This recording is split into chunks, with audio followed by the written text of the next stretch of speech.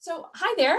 I'm so excited to be here. My name is Pam Victor, and I am the head of happiness of Happier Valley Comedy, which is a very small arts nonprofit improv theater and training program in Hadley, Massachusetts.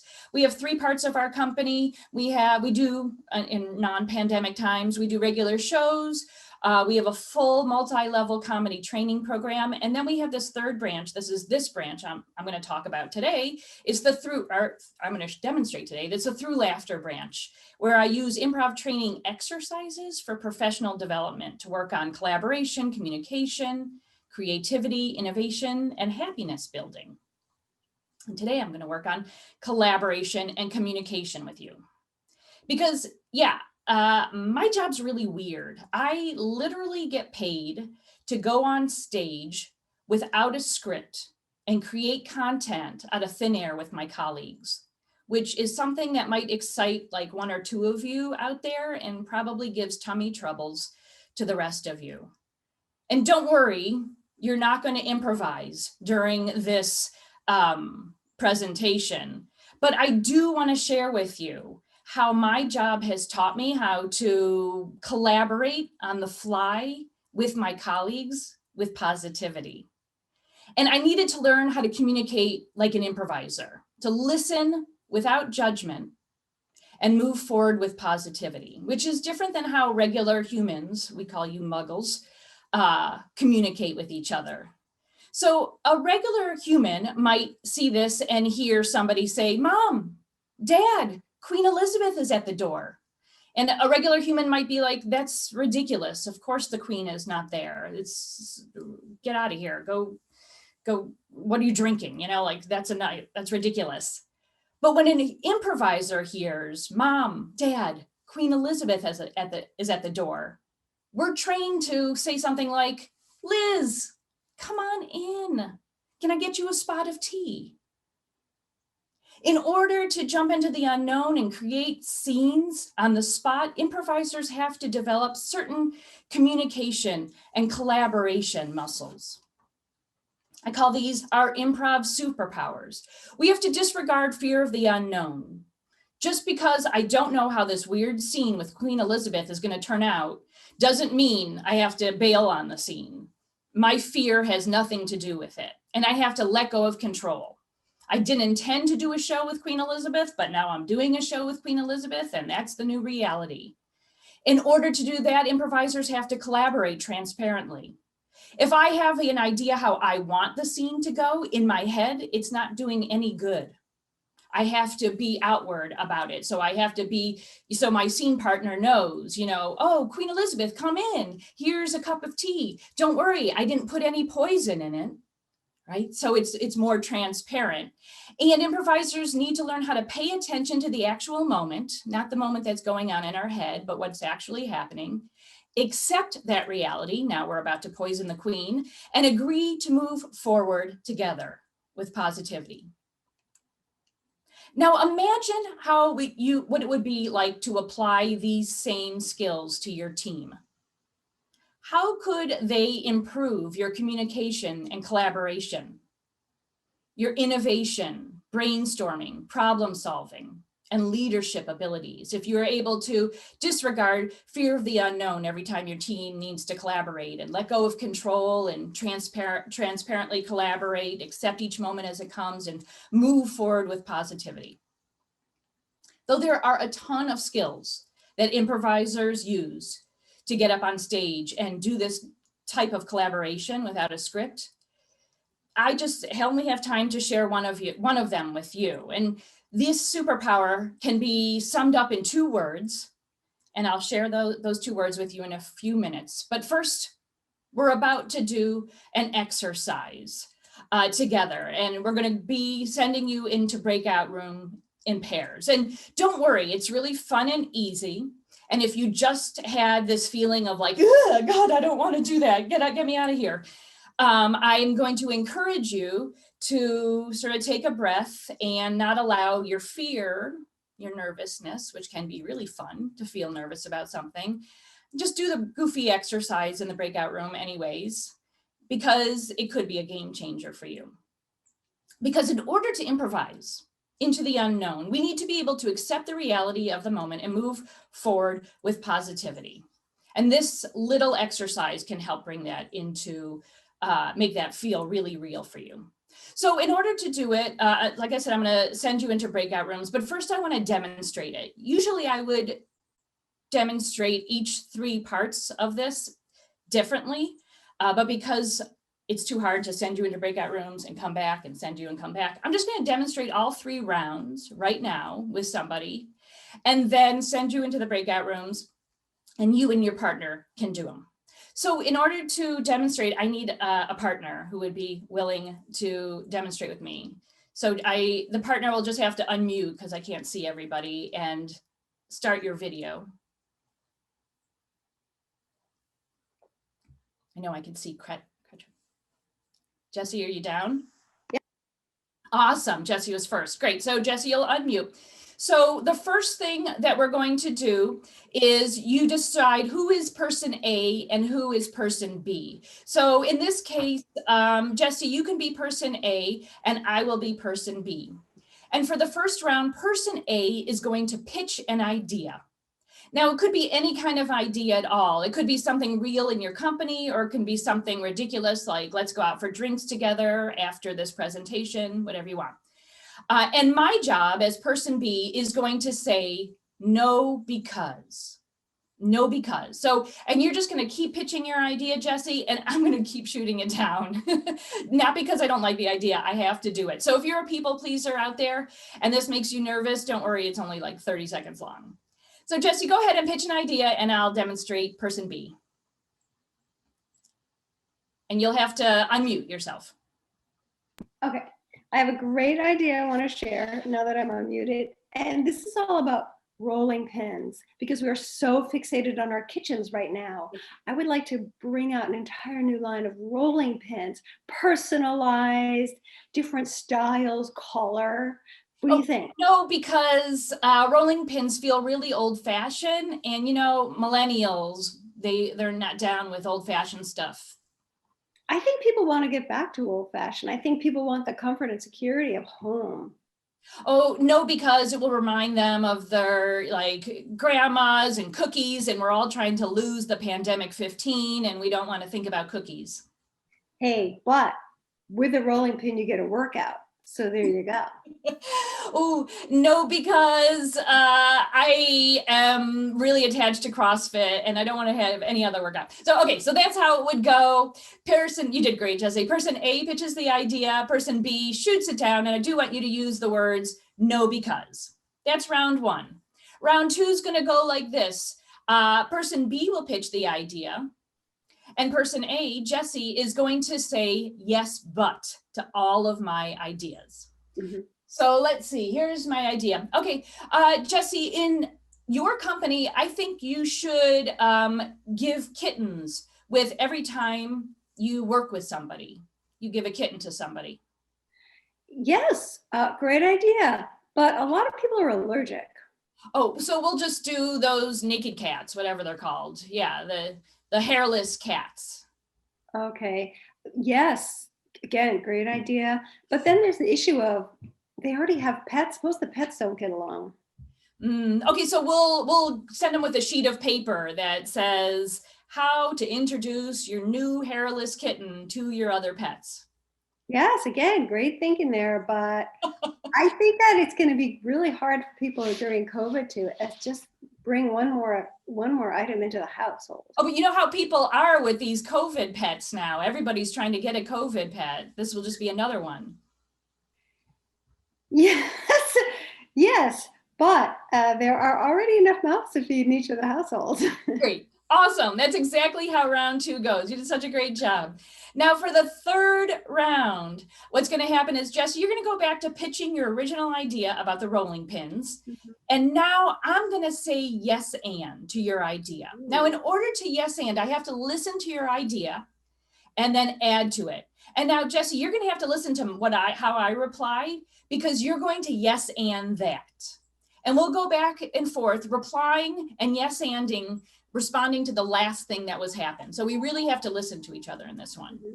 So go ahead and pitch your original idea for round 3. Okay. So I've got a great idea for a pandemic inside the house. I think that we should be creating a whole new line of rolling pins. Oh, yes, and we can remind people to vote. So it will say hashtag vote on all the rolling pins.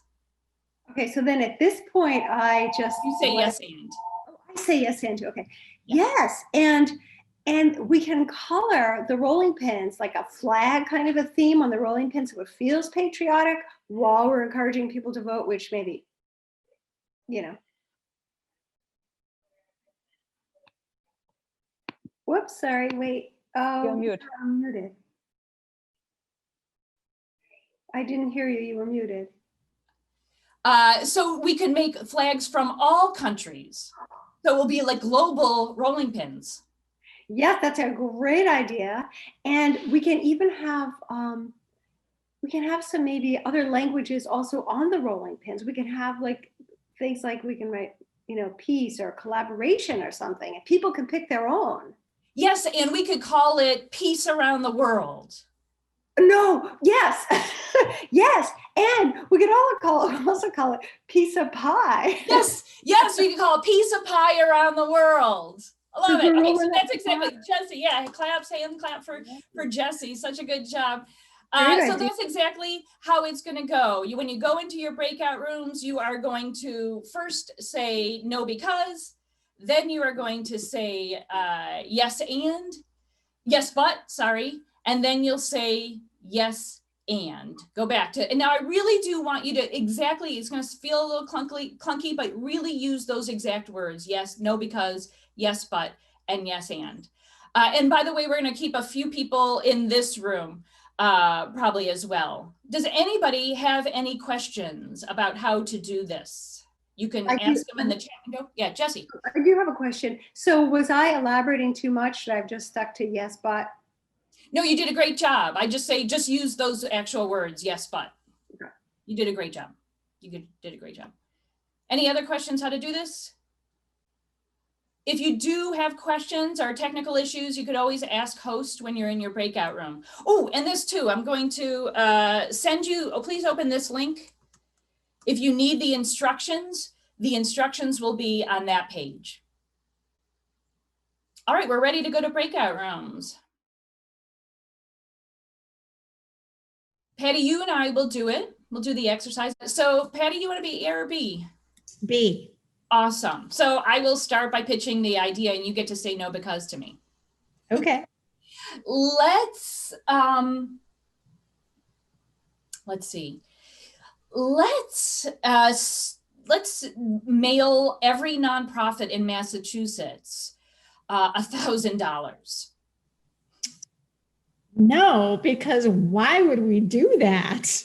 Where is the money going to come from? Let's do a fundraiser from the people. So if everybody donates $1, we'll have enough money to send everybody in the world, or in the United States even, we'll have more than enough money to send every nonprofit $1,000. No, because why would we do that?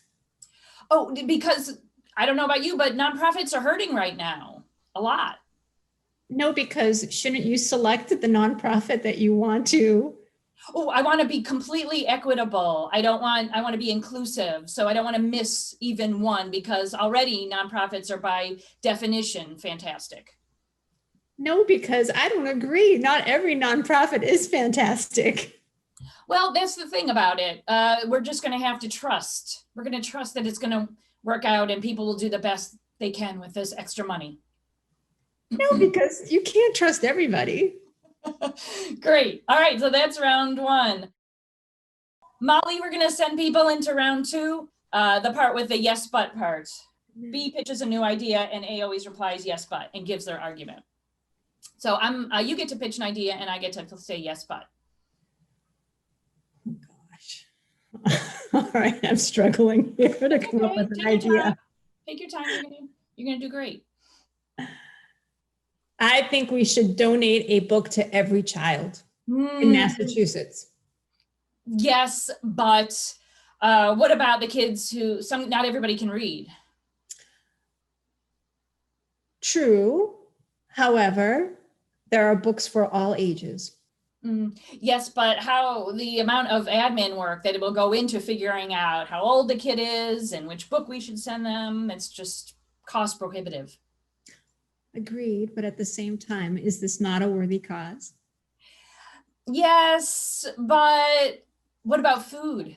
Food's a worthy cause, right? It is. Should we be feeding them? It is. However, literacy is very important as well. Would you not agree? Yes, I do agree, but there are so many, like, who am I to decide what is the most important cause? Yes. But Mhm. would you not agree that this is a worthy cause? Yes, it's a worthy cause, but there are so many other ones. So great. That was round 2. And yeah, notice how that felt. To be told yes, but, or if we progressed at all. Molly, in like a moment or two, you're going to go on to the next part. Player A goes back to pitching their idea, and player B says yes and adds the idea. All right, so I'm going to go back to pitching my original idea. It was the cat idea, right? Oh no, it's $1,000 idea, right? Yes. Yes, I think we should. And so, yeah, you have to, even if it's crazy and weird, Patty, you have to say yes and add on to the idea just to explore it. Okay. So I think we should give every nonprofit in Massachusetts $1,000. Yes. And how would you execute that plan? Yeah, that's a but. Oh, yes. And right? Yes, but you said but. But how would you, that's kind of a but. And. Oh, so yes. And how would you execute that? Well, tell me how we would execute it. So add to it, because you're sort of setting up an obstacle. I want you to move us along. Oh, okay. I got it. Just jump onto the idea, even if you don't agree with it. Okay. Yes. And let's talk about how we would do that. Yes, and we just write the check. Say yes and add how we would write the check. Yes. And how would we find who? Don't ask me a question. Don't ask me. Tell me. Okay. Yes. And let's write those checks. Yeah. Yes. And we'll send them out around the holidays. Okay. Yes. And I think that's a great idea. Which holiday should we start with? Don't ask me. Tell me. Okay. Yes. And that's great. Why don't we start with Christmas? Yes, and we can make them red and green checks. Yes, and I love that thought. Great. Go ahead, add to it. Yes, and maybe we could have some colorful stamps on the mailing envelope. Yes, and we'll have stamps. Each stamp will be a different winter holiday. Yes, and we should also promote other holidays that are celebrated during December. Yes, and maybe we send them actually 3 checks. We divide the $1,000 into 3 checks, each one for a different randomized holiday. So Kwanzaa and Hanukkah and all, every different winter holiday. Yes, and I love that idea. Great, add to it. Give me the and. And let's throw something else in with the money. Yes, and let's throw in cookies. Because yes, all winter holidays have cookies. Yes, and gingerbread cookies. Yes, and the cookies could say from your local nonprofit. Yes, and chocolate chip cookies would be great. Yes, who doesn't love chocolate chip cookies? And we will promote understanding for nonprofits. Like people will get an appreciation for local nonprofits. Yes, and what else can we do? Tell me, give me one more idea and it. You're doing great. Let's throw in another baked good. Yes. And doesn't love pie? Right. There we go. There we We go. got Yay. pie. Great job. All right, you did such a great job, Patty. Thank you for taking my my suggestions. It's tricky because, you know, I know your brain automatically says, I don't have any good ideas. But when you got past that, you did have great ideas. Molly, we're going to bring everybody back. Awesome. It looks like there's a 60-second countdown. So I So- just ended it and they'll be back as soon as that's over. Fantastic. So how did that feel to you, Patty? Not very natural. Not very natural. It isn't very natural. It is like it's like going to the gym for your soul, right? It's a muscle that we have to start to work out. And the first time you work out this muscle, the first time you do this exercise, it can feel a little bit awkward. But Yeah. then just like exercise or like doing any sport or anything that you practice a lot, it gets more natural the more you do it. Yeah. It was an interesting exercise. Thank you. So I think our people are still coming back. So I'm going to hold on while everybody comes back. Yes. 8 more seconds. 8 more seconds. Drum roll, please. So what I'm going to ask you about as you're coming back, everybody, is did you move forward together? Did you collaborate successfully? And how did it feel? So I'm going to ask you those questions in this exercise. So because this, for me, communication and collaboration is all about moving forward together with positivity. So anybody, you can put it in the chat window if you're shy or if you wanted to unmute and pop up. How did no because feel? Just from a body perspective, how did it feel to say no because or to be told no because? And again, you could just put in the chat window or unmute. Hi, it's Christine. I go. It was very hard for the first time because my colleague, we used the color purple and we all had purple color, so it was so hard to say no because from the beginning. But the more we did it, the more we get used to it. So, but I was so impressed how something can just connect to people and they just boom start talking. Yes. So, Yeah. but no because doesn't always feel very good, right? Especially from the beginning, yeah. Yes, I'm just talking about the first round. Yeah. Mhm. And did you move forward together, Christine? Did you guys make any progress on your idea? We really did. I feel like we connected right away. Say it Yeah. again. Yeah, we moved together. Yes. Move together, right? Mhm. And some people are saying in the chat windows, it was difficult. Maybe saying no doesn't feel good. Oftentimes when we're brainstorming, when we're building ideas, no is just a hard stop, right? No, because it doesn't build ideas. I know some of you, if you're lawyers out there, you're like, oh, but I love no. But it doesn't always feel very good when we're in the brainstorm and problem solving phase, when they're in the first phase of innovation and collaboration. It is a hard stop. Now, sometimes from safety, if you have kids, no is something you have to say, that you need a hard stop. But often when we're innovating, when we're just brainstorming ideas, when we're trying to think of new stuff, when people say automatically no, that's the first thing they go to.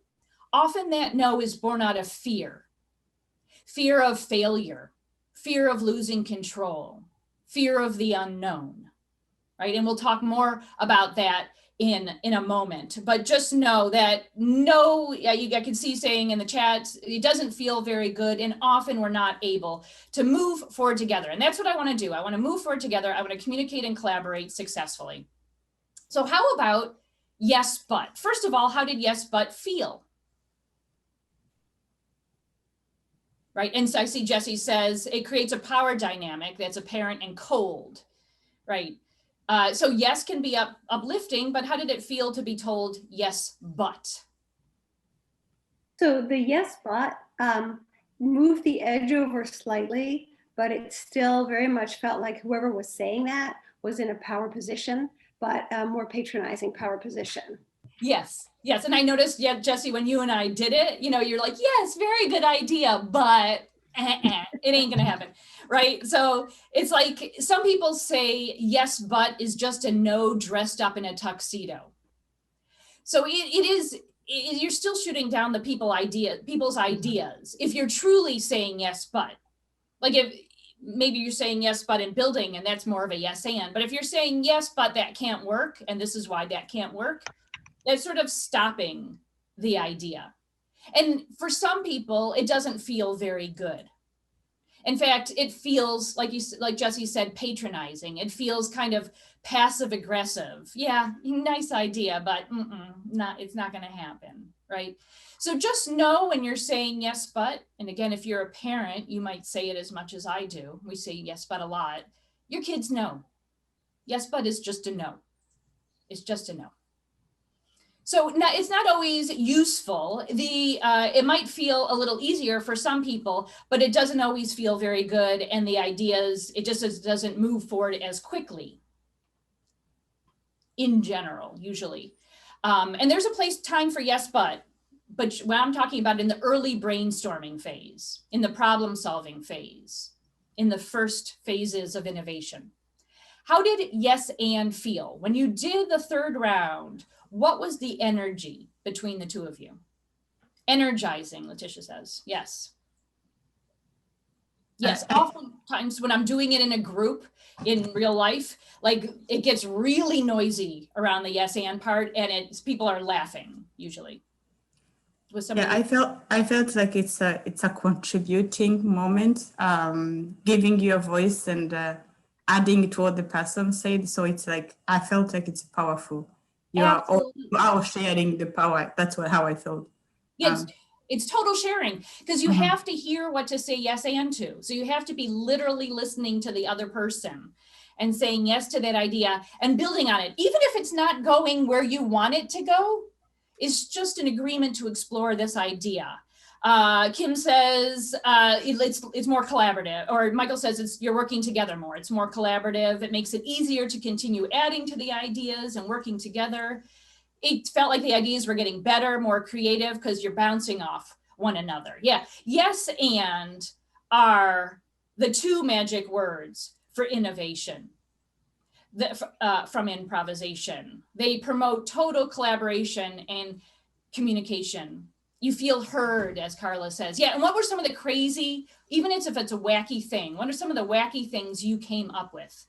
So in my group, we came up with, we're sending every nonprofit in Massachusetts $1,000 in checks that are colored in different colors of different organizations. Aaron loves that. Yeah, in different winter holidays. So we're going to establish a understanding of all different winter holidays. And then it's also, you're going to get a cookie that's decorated that says, support your local nonprofit. So it promotes understandings of the importance of local nonprofits, and they're getting pie because everybody loves pie. So that's the crazy idea my partner and I came up with. Did anybody else in the chat room or unmute? What were the crazy things you came up with? I came up with the idea of doing CrossFit in our workplace. And so Jesse and I came up with so many great ideas, from having bouncing balls and having steps into the space. It was very energizing. Fantastic. Yeah, how fun. Totally cool. Yeah. Anybody else want to share what they came up with? And just listening to like the energy that you shared, that like, it's like there's excitement behind this idea, whether it's going to happen or not. An automatic fast food coffee dispenser, so you just drive up and fill up, no human contact. I love it. I want the same thing for wine. Please, thank you. Or margaritas, you could switch every day. Moving all offices outdoors with umbrellas for bad weather. Yes. We got a porch heater, so you could have a porch heater too. And then we can actually work together in person. Right, so we get to, yes and gets us into a place of total innovation, new possibilities, communication, collaboration. This is how I define yes and I call it the spirit of yes and, because to me, it's bigger than just these two words. It's a whole concept. And I define this concept as acceptance of the reality of the moment. This is what's happening right now. Whether I like it or not, this is what this person is suggesting to me. And the agreement to move forward together with positivity. So when my partner and I were doing it, she had to accept what I was saying. So I'm like, yes, we should send $1,000 to every nonprofit. And she's like, yes, but I'm like, no, you have to say yes and to it, right? You have to accept that I am making this suggestion right now. That's the reality of this moment. And just exploring for a little while how we can move forward. And you notice when you started going back and forth, yes forces us to pay attention to the reality of the moment. It forces us to pay attention to actually what our scene partner, or in my words, or what our business partner is saying. Instead of, so often we're paying attention to what we're thinking. We're up here. We're waiting, oftentimes, instead of listening to the other person, we're just waiting for them to finish saying their thing so you can say your thing, right? That's what communication often is with people. It's just like, blah, blah, blah, blah, my thing, my thing, my thing, my thing, blah, blah, blah, blah, right? But yes and doesn't allow it. Yes and forces us to practice this muscle of saying yes to what they're saying and adding to it. The and is adding to the movement forward, to the progress. And that's true communication. That's true collaboration. That's building bridges instead of putting up walls. Right? So just like with the Queen Elizabeth example, I had to say, yes, Queen Elizabeth is now in my scene. And what can we do next? Am I saying that you always have to say yes to any idea? And the answer to that is no. The spirit of yes and does not mean you always have to say yes to every idea. And I'm going to repeat that again because it's a common misconception about yes and, if you've ever heard of that before. Yes and does not mean, and nor am I saying you have to say yes to every idea, though there is time for yes and. If you read Chandra Rhimes's book about, I think it was called The Year of Saying Yes, she was practicing yes and for a year. But it doesn't mean you always have to say yes. In fact, sometimes saying no is living in the spirit of yes and. For example, when I started my company, so I had this dream, I started this experiment. It was called the Can I Make a Living Doing What I Love experiment.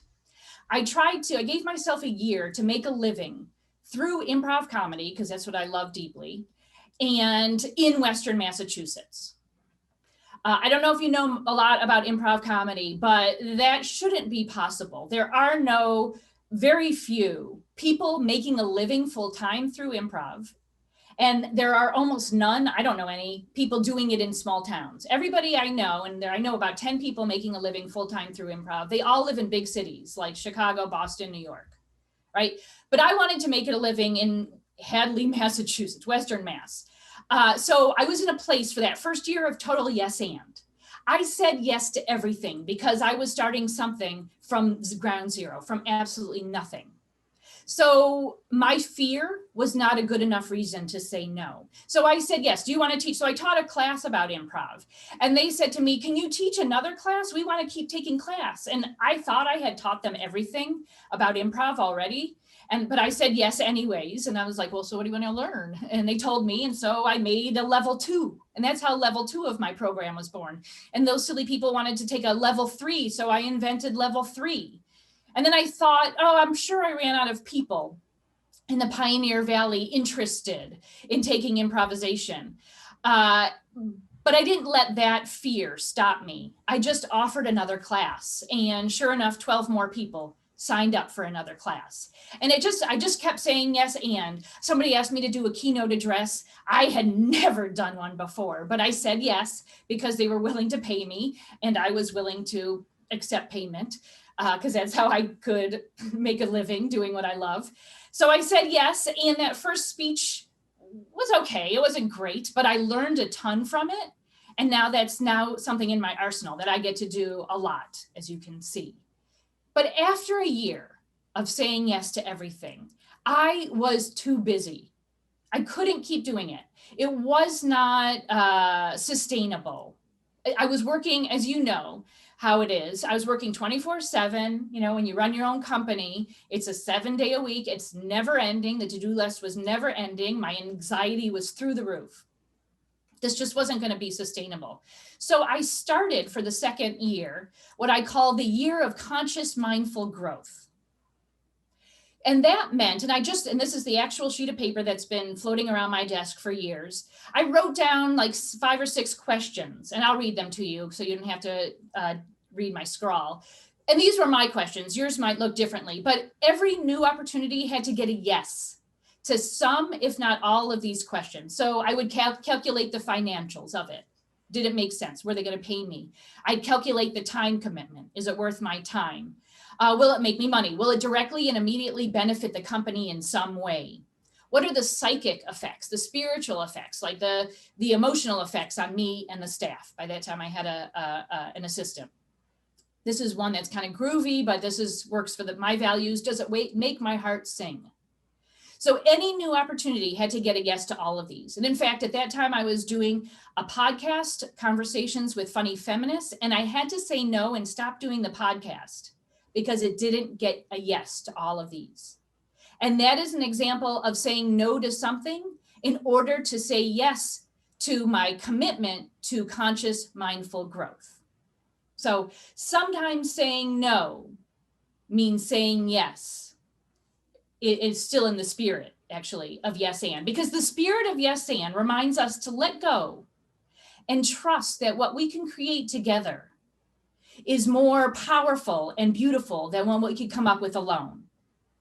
It helps us find what we can say yes to. The spirit of yes and helps us get all these wacky ideas up on the board, as you guys already discovered. And then from there, we have all these wacky ideas, and then we can get into using yes, but to get workable solutions. So some companies use yes, and they'll say, we're going to yes, and this problem, this situation for 5 minutes, and you set a timer. Or they say, we're going to say yes, and until we get 50 ideas on the board. Really important that any idea is a good idea. No idea is too half-baked to get it up there. No idea is too stupid to get it up there. No, there's no such thing. You're going to quiet your inner critic and you're just going to throw out ideas, no matter how silly it is. That yes and wacky phase is not a time to come up with why it can't work or to ask more questions. It's a time to brainstorm solutions. Then after those 5 minutes, and if you're the leader, if you're facilitating that, you are saying yes to every idea. You want people to be like, this might be dumb, but here it goes, right? Those ideas are golden. You write them all down on the board or whatever it is, every wacky idea for 5 minutes or till you get to 50 or whatever your number is. And then now we can start taking these ideas and get to workable solutions. And sometimes it's using 2 different ideas. 2 silly half-baked ideas could come together. Or sometimes an idea could make us think of something else. That wacky idea might not be our end solution, but it gives me a great idea. So to give you an example, I worked with a food distribution program, a food pantry out here.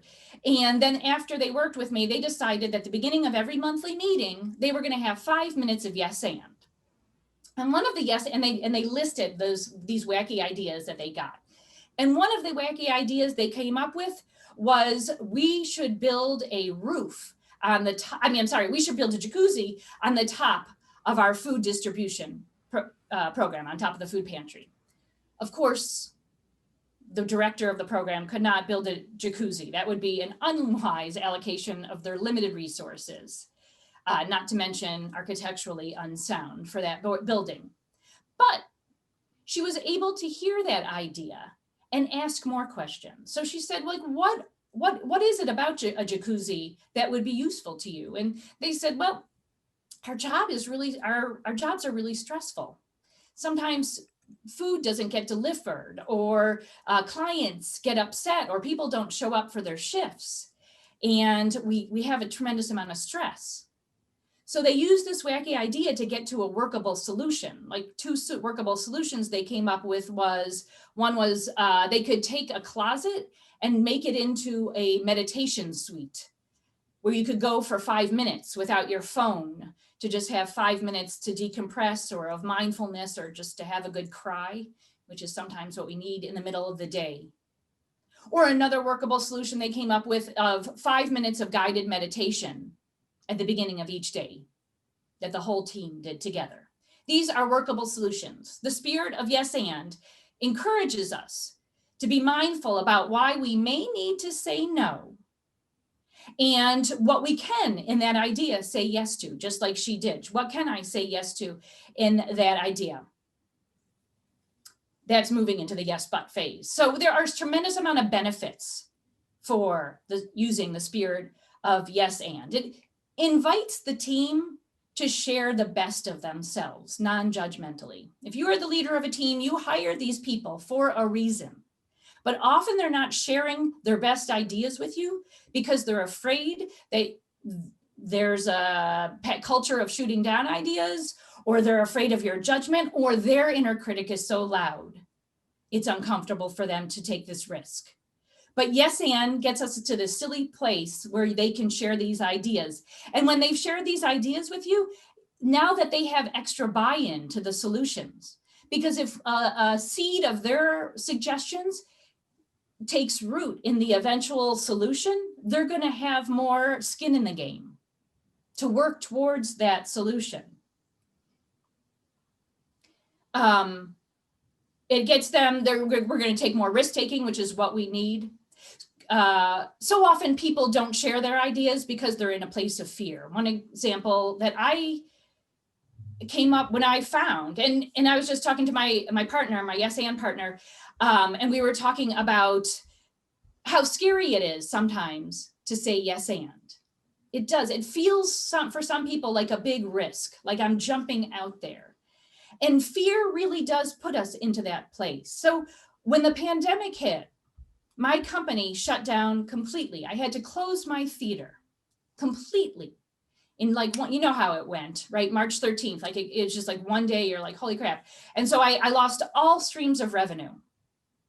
And for me, I'm an innovator. Like I'm a trained improviser. So that's sort of like, when I get into a place of fear, I go into the fight mode. I'm like, okay, great. Here are the 14,000 solutions. Let's try this. Let's try this. Let's try this. And so I'm giving them all to my business partner. Now, so by this time I have this business partner that helped me open the theater.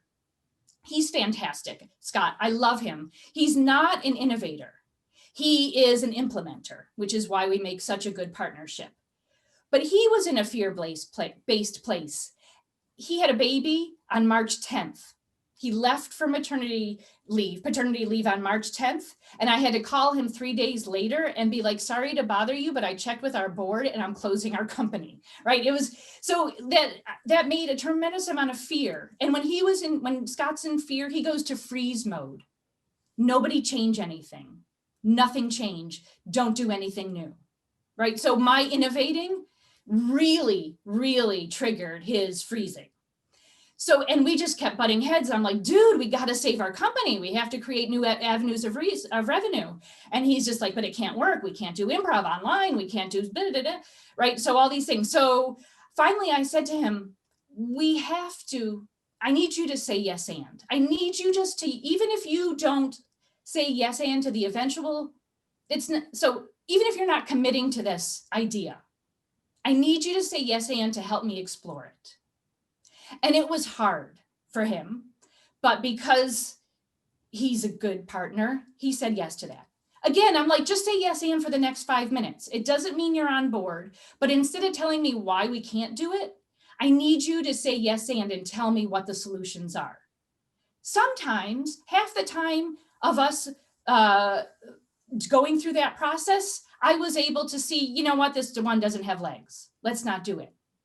But the other half of the time, we were able to come to the place of like, sure, let's try it out. Why not? Because the reason why people go into a place of no, or they shut down your ideas, is often because of fear. Fear of the unknown, fear of failure, fear of losing control. This is from Jane Lynch. She's a trained improviser, and this is from a commencement speech that she gave at Smith College out here in Northampton. If you ask an improviser to give a commencement speech, they will talk about yes and, because it's so powerful. Tina Fey did, Amy Dratch, Debbie Downer, not Amy Dratch, Rachel Dratch, Amy Poehler wrote a whole book about it. And this is what Jane Lynch said: you will know, to these graduates, when you should say yes and when to engage the awesome power of no way. Your job is to honestly discern for yourself if you're saying no to an opportunity out of fear, or you are simply exercising good judgment, right? So that's what yes and does for us. It helps us have some mindfulness about why we are saying no. Is this no coming from a place of fear, or is it coming from a place of good judgment? Now, you'll know the difference because the fear-based no is reflexive. It comes often from this part of our brain, our dinosaur parts of our brains, the fight, flight, freeze part of our brain. It's often immediate. It's very fast. No, we can't do that because, right? That's often the hallmark of a fear-based no. A reflexive no, which is based in good judgment, that comes from this part of our brain, and it takes a moment to get to. It may take a breath.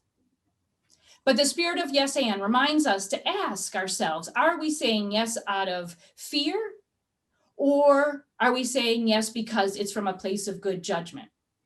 Because fear, doubt, difficulty losing control, this is what gets in the way of innovation, problem solving, communication, and collaboration.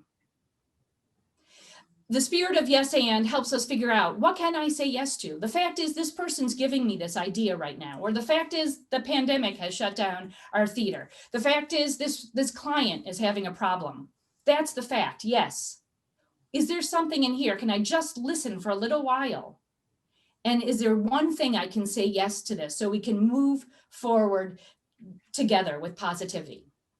And the spirit of yes and is a muscle that takes practice, right? Like Scott demonstrated, like even though he's a trained improviser, it's not always an automatic. The more you do it, it feels kind of awkward at first. And of course you don't have to use the words yes and, but it does feel kind of uncomfortable. But the more you do it, just like any sport or instrument, the more you do it, the easier it gets.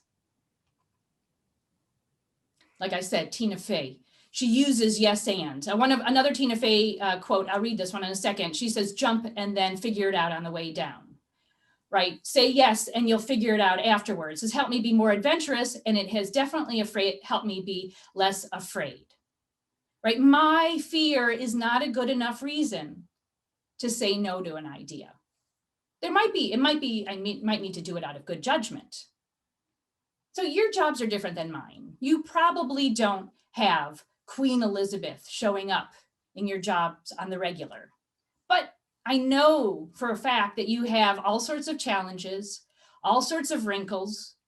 You have days that I call a Wednesday, where you think the Wednesday is going to go a certain way, and then something comes in and boom, throws a bomb in the middle of all your plans for the day. And that is what your Wednesday is now going to look like. So I hope the spirit of yes and can help you collaborate, communicate, problem solve, brainstorm, and help your team even communicate better.